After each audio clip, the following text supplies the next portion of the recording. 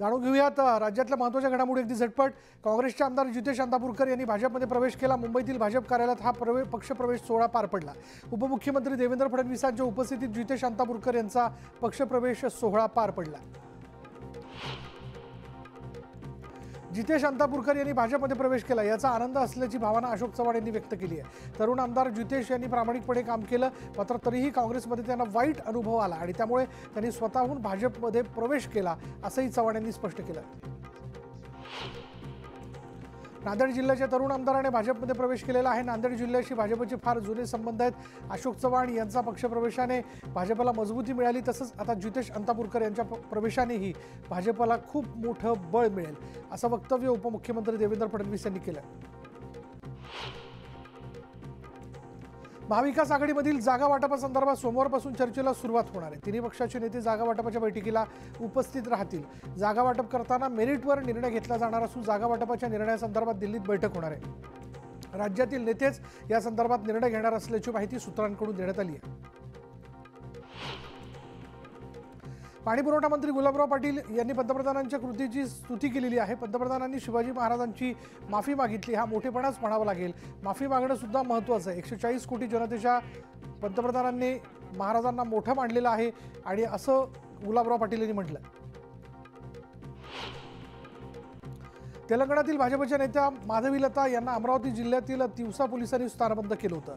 चांदूर बाजार इथल्या दहीहंडीच्या कार्यक्रमाला जात असताना ही कारवाई करण्यात आली होती। दरम्यान आता माधवीलता यांनी वादग्रस्त वक्तव्य करू नयेत अशा सूचना देत त्यांना पोलीस स्टेशनमधून सोडून देण्यात आलं। लाडकी बहीण योजनेविरोधात नागपूर खंडपीठात याचिका दाखल करण्यात आली आहे। त्यावरून भाजप आणि काँग्रेसमध्ये आरोप प्रत्यारोप सुरू आहेत। सुनील केदारांच्या जवळच्या व्यक्तीने योजनेविरोधात याचिका केल्याचा दावा भाजपने केला, तर हा आरोप काँग्रेसने फेटाळला। आगामी विधानसभा निवडणुकीत कोण कोणाच्या मांडीवर बसतं आणि कोणाला कोणाची गरज आहे हे लक्षात येईलच असं प्रत्युत्तर अजित पवार गटाचे आमदार सुनील शेळकेंनी दिलंय। तानाजी सावंतांच्या राष्ट्रवादीवरील वक्तव्याचा त्यांनी समाचार घेतला।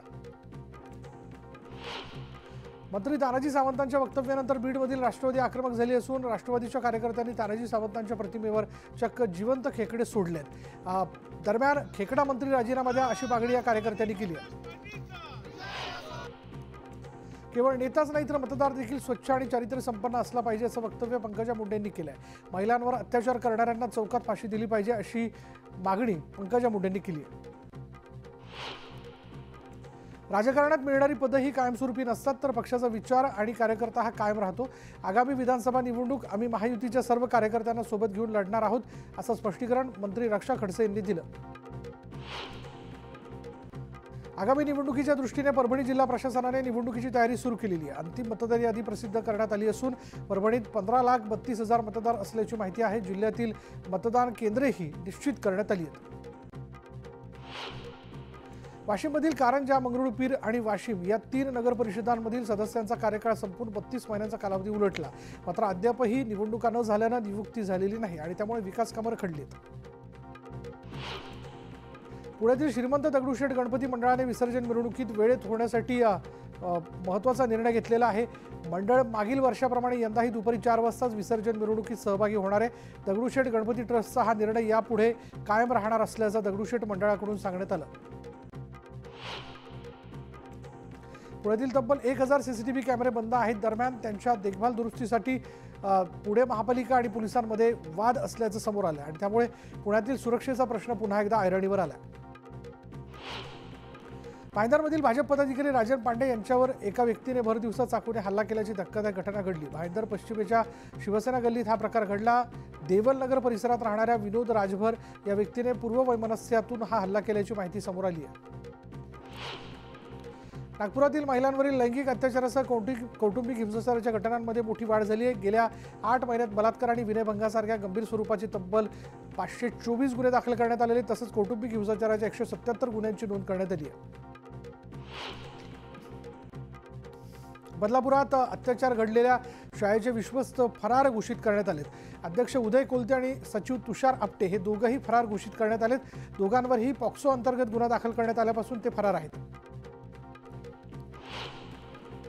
पंतप्रधान मोदींच्या पालघर दौऱ्यानिमित्त पुण्यावरून मुंबईला जाणारी अवजड वाहनांची वाहतूक थांबवण्यात आली। मात्र त्याचा परिणाम जुन्या मुंबई पुणे महामार्गावर झाला। लोणावळा कार्ला कामशेत दरम्यान मोठी वाहतूक कोंडी झाली होती। ओला चालकाला मारहाण केल्याप्रकरणी पार्कसाईड पोलिसांनी घाटकोपरमधील रहिवासी रिषभ चक्रवर्ती आणि त्याची पत्नी अंतरा घोष यांच्या विरोधात गुन्हा दाखल केला। चक्रवर्ती ओला चालक कैमुद्दीन मईउद्दीन कुरेशीला उचलून जमिनीवर आपटत असल्याचं सीसीटीव्ही कॅमेरामध्ये कैद झालं होतं आणि त्यानंतर पोलिसांकडून चक्रवर्ती यांच्यावर कारवाई करण्यात आली। गोकुळ दूध संघाची वार्षिक सर्वसाधारण सभा प्रचंड गोंधळात पार पडली। सत्ताधारी आणि विरोधी गटात वाद झाल्यानं सभास्थळी तणाव पाहायला मिळाला। दोन्ही गटांनी एकमेकांवर आरोप करत निशाणा साधला। नागपुरातील अनेक वस्त्यांमध्ये डासांचा उद्रेक वाढलेला आहे। मात्र डासांवर नियंत्रण मिळवण्यासाठी पालिका यंत्रणा कुचकामी ठरते। त्यामुळे माजी नगरसेवकांसह सामाजिक कार्यकर्त्यांनी हातात फॉगिंग मशीन घेतलेली आहे। डासांच्या निर्मूलनासाठी नागपूरकरच पुढे सरसावले। पश्चिम रेल्वे मार्गावरील गोरेगाव कांदिवली स्थानकांदरम्यान 6व्या मार्गाचं काम करण्यासाठी 10 तासांचा मोठा ब्लॉक घेण्यात येणार आहे। शनिवारी रात्री 10 ते रविवारी सकाळी 8 दरम्यान गोरेगाव आणि कांदिवली स्थानकांदरम्यान अप आणि डाऊन धीम्या मार्गावर ब्लॉक घेण्यात येईल। अत्याचार प्रकरणात जेरबंद असलेले आसाराम बापू हृदयविकाराच्या उपचारासाठी खालापूरच्या माधवबागमध्ये दाखल झालेले। आसाराम बापूंच्या सुरक्षेसाठी माधवबाग परिसरात पोलिसांचा चोख बंदोबस्त ठेवण्यात आला। माधवबागमध्ये पुढील 7 दिवस आसाराम बापूंवर उपचार केले जाणार आहेत।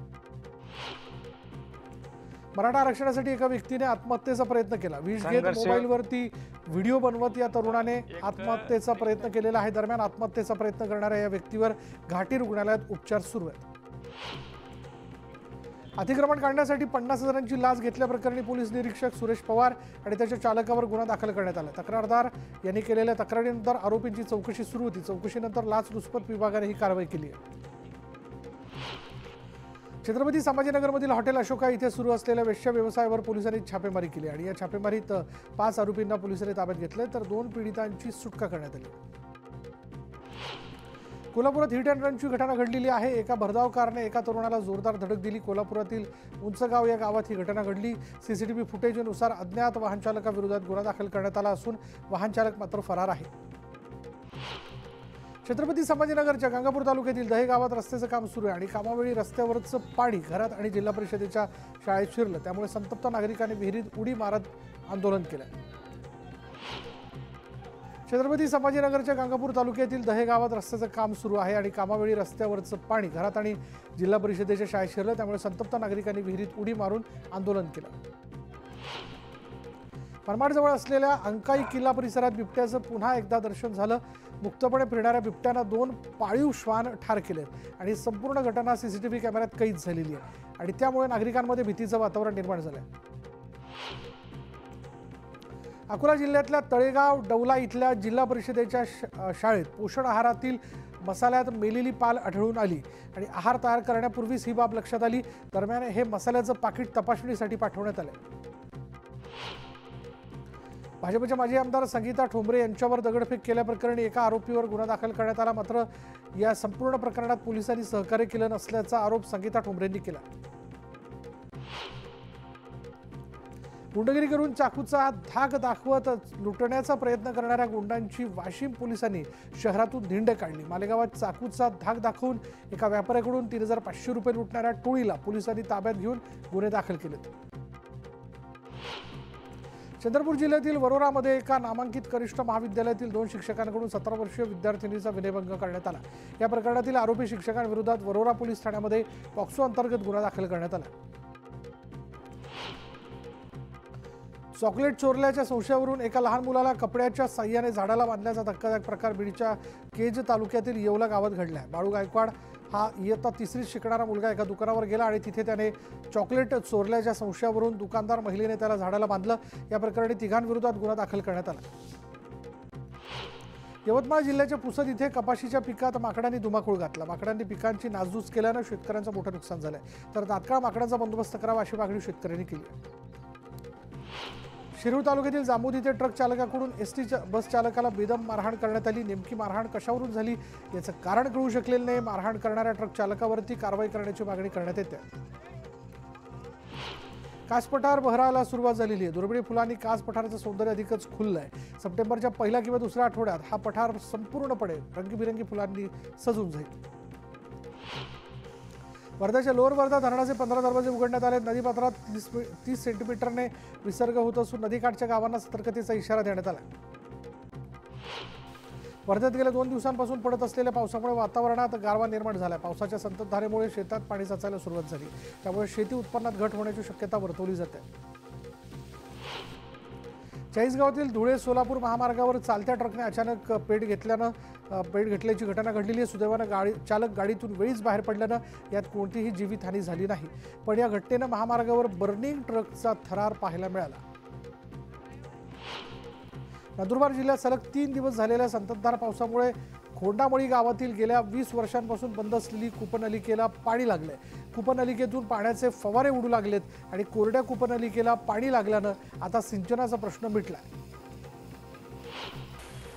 भर पावसाळ्यातही भुसावळकरांना पाणीबाणीच्या समस्येला सामोरं जावं लागत आहे. विद्युत मोटर बंद पडल्यानं तब्बल 12 दिवसांनी पाणीपुरवठा होत असल्यानं नागरिक आक्रमक झाले. लपंडाव खेळत असताना घरात लपलेल्या 11 वर्षीय अल्पवयीन मुलीला घरात कोंडून तिच्यावर अत्याचार केल्याची धक्कादायक घटना जळगावमध्ये घडली. संबंधित मुलीला जीवे मारण्याची धमकी देत 40 वर्षीय नराधमाने हे कृत्य केलं. या प्रकरणी रामानंद पोलिसांनी सिद्धार्थ वानखेडे या आरोपी विरोधात गुन्हा दाखल केला. घाटी रुग्णालयातील विनयभंगाच्या प्रकारानंतर कारवाई करण्यात आली. महिला टेक्निशियनने अनधिकृतपणे तिच्या जागेवर दुसऱ्याला बसवलं हे लक्षात येताच घाटी रुग्णालयाचे अधिष्ठाता ॲक्शन मोडवर आले आणि त्यांनी तत्काळ महिला टेक्निशियनचं निलंबन करत गुन्हा दाखल केला. छत्रपती संभाजीनगरमध्ये एका रिक्षाचालकानं 17 वर्षीय अल्पवयीन विद्यार्थिनीसमोर अश्लील चाळे केलेत आणि या प्रकरणी विद्यार्थिनीनं पोलिसात तक्रार केली. अखेर 5 दिवसांनी त्याला जेरबंद करण्यात आले. जळगावच्या जिल्हा कारागृहात 2 गुन्हेगारांच्या टोळीने एकमेकांवर दगडफेक केली आणि यात एक जण जखमी झाला असून त्याला उपचारासाठी रुग्णालयात नेण्यात आले. दरम्यान या घटनेनंतर पोलिसांनी दगडफेक करणाऱ्यांविरोधात गुन्हा नोंदवला. चंद्रपुरातील दुर्गापूर कोळसा खाणीतील वजन काट्यात फेरफार झाल्याचा प्रकार उघडकीस आला. दुर्गापूर कोळसा खाणीतून फैज ट्रेडर्स या कंपनीला भंगार नेण्याचं कंत्राट देण्यात आलं होतं. मात्र वजन काट्यात घोळ असल्याचा प्रकार उघडकीस आल्यानंतर या प्रकरणातील 4 कर्मचाऱ्यांवर गुन्हा दाखल करण्यात आला. आरक्षणाच्या मागणीवरून सोलापुरात धनगर समाज पुन्हा एकदा आक्रमक झालेला आहे. एसटीतून आरक्षणाची अंमलबजावणी करावी या मागणीसाठी धनगर समाज 9 तारखेपासून आमरण उपोषणाला बसणार आहे. जळगावच्या बांबुरी ते तरसोद गावापर्यंतच्या महामार्गावर खड्ड्यामुळे शेकडो बळी गेले. मात्र तरीही प्रशासनाला जाग न आल्यानं शरद पवार गटाने यमराज प्रशासनाच्या दारी हे अनोखं आंदोलन केलं. तसंच आकाशवाणी चौकात रास्ता रोको केल्यानं वाहतुकीचाही खोळंबा झाला. छत्रपती संभाजीनगर पोलिसांनी शहागंज परिसरात कत्तलखान्यावर धाड टाकत 20 जनावरांची सुटका केली. कारवाईत 7,90,000चा मुद्देमालासह 3 जणांना ताब्यात घेण्यात आले. परभणी जिल्ह्यातील गंगाखेड पोलिसांनी लहुजी नगर आणि फुलेनगर या भागातून 2 तलवारी आणि 2 खंजीर जप्त केले. या प्रकरणी पोलिसांनी 2 आरोपींविरोधात गुन्हा दाखल केला. वाशिम शहर पोलीस स्टेशन परिसरात गुरुवारी एका 29 वर्षीय तरुणाची धारदार शस्त्रानं हत्या करण्यात आली. दरम्यान या प्रकरणातील 7 आरोपींना वाशिम शहर पोलिसांनी अटक केली असून एका आरोपीचा शोध सुरू आहे. राज्य सरकारने सुरू केलेल्या माझी लाडकी बहीण या योजनेसाठी चक्क 3 पुरुषांनी अर्ज केल्याचं समोर आलं. अकोला तालुक्यातील हे पुरुष असल्याची माहिती आहे. अर्ज तपासणीत ही बाब समोर आल्यानंतर 3 पुरुषांचे अर्ज रद्द करण्यात आले. मालवण घटनेच्या निषेधार्थ उल्हासनगरमध्ये विविध सामाजिक संघटनांकडून मूक आंदोलन करण्यात आलं आणि या घटनेची चौकशी होऊन दोषींवर कारवाई करण्यात यावी अशी मागणी आंदोलकांनी केली. पेणमध्ये ठाकरे गटाचे नेते रवींद्र पाटील यांनी आत्मक्लेश आंदोलन केलं. राजकोट किल्ल्यावरील शिवरायांचा पुतळा कोसळल्याच्या घटनेचा यावेळी निषेध करण्यात आला. महाराज आम्हाला माफ करा असं म्हणत लोटांगण घालत रवींद्र पाटलांनी सरकारचा निषेध केला. अकोला जिल्ह्यातील अंगणवाडी सेविकांनी अकोला जिल्हाधिकारी कार्यालयावर मोर्चा काढला. अंगणवाडी सेविकांनी पेन्शनबाबतची मागणी गेल्या अनेक वर्षांपासून त्यांची प्रलंबित आहे आणि या मागणीसाठी हे आंदोलन करण्यात आलं. मालवण घटनेतील आरोपी चेतन पाटील याची मागील अनेक तासांपासून कसून चौकशी केली जात होती. चेतन पाटीलला अजून कोर्टात सादर केलं जाण्याची शक्यता कमी असल्याची माहिती पोलिसांच्या सूत्रांनी दिली. शेतकऱ्यांच्या विविध मागण्यांसाठी अमरावती जिल्ह्यातील मोर्शी वरुड तालुक्यातील शेतकऱ्यांनी आक्रोश ट्रॅक्टर मोर्चा काढला. अतिवृष्टीमुळे फळबागांचं नुकसान झाल्यानं शेतकरी त्रस्त आहेत. त्यामुळे प्रति हेक्टर 1 लाख रुपये मदत मिळावी अशी मागणी शेतकऱ्यांनी केली.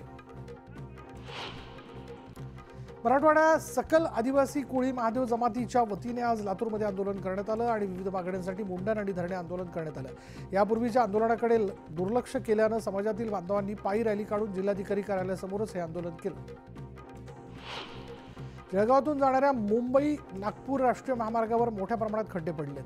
खड्ड्यांमुळे जीव गेल्यानंतरही प्रशासनाने खड्डे बुजवले नसल्याचं समोर आलं आणि याच्याच निषेधार्थ ठाकरे गटाच्या वतीनं निषेध मोर्चा काढत खड्ड्यांवर गुलाल टाकून अनोखं आंदोलन करण्यात आलं. बीडच्या माजल गावात मनसैनिक आक्रमक झालेले आहेत. रस्त्याच्या दुरावस्थेमुळे अनेकदा तक्रार करूनही प्रशासनाने दुर्लक्ष केल्यामुळे मनसेने निषेध आंदोलन केलं. खड्ड्यांमध्ये सेल्फी काढत सरकारचा निषेध करण्यात आला. देशात लवकरच 400 इथेनॉल पंप सुरू करू, त्यामुळे ट्रान्सपोर्ट स्वस्त होईल, असं केंद्रीय मंत्री नितीन गडकरी यांनी म्हटलेले. दरम्यान या देशातून येणाऱ्या काळात पेट्रोल डिझेलला हद्दपार करण्याचा संकल्प केल्याचंही नितीन गडकरी म्हणाले. महाराष्ट्र राज्य परिवहन महामंडळाच्या 5000 डिझेल बसेस 970 कोटी रुपये खर्च करून LNG मध्ये रूपांतरित करण्याच्या शासन निर्णयावर माहिती अधिकारी विवेक वेलणकर यांनी आक्षेप घेतला. कालमर्यादा संपत असल्यानं या निर्णयाची उपयुक्तता तपासण्याची गरज असल्याचं ते म्हणाले. केंद्र सरकारने बी हेवी आणि ज्यूसपासून इथेनॉल उत्पादनावरील बंदी मागे घेतली आहे. केंद्र सरकारचा निर्णय स्वागतार्ह असल्याची प्रतिक्रिया राष्ट्रीय सहकारी साखर कारखाना महासंघाचे अध्यक्ष हर्षवर्धन पाटील यांनी दिली. गणेश उत्सव काळात ढोल ताशाबाबत शासनाने घेतलेला निर्णय मागे घ्यावा, या मागणीचं निवेदन जे आहे ते मनसेच्या वतीनं खासदार श्रीकांत शिंदे यांना देण्यात आलं. निर्णय मागे न घेतल्यास ढोल पथकांना संरक्षण देणार असल्याचा इशारा मनसेच्या वतीनं देण्यात आला.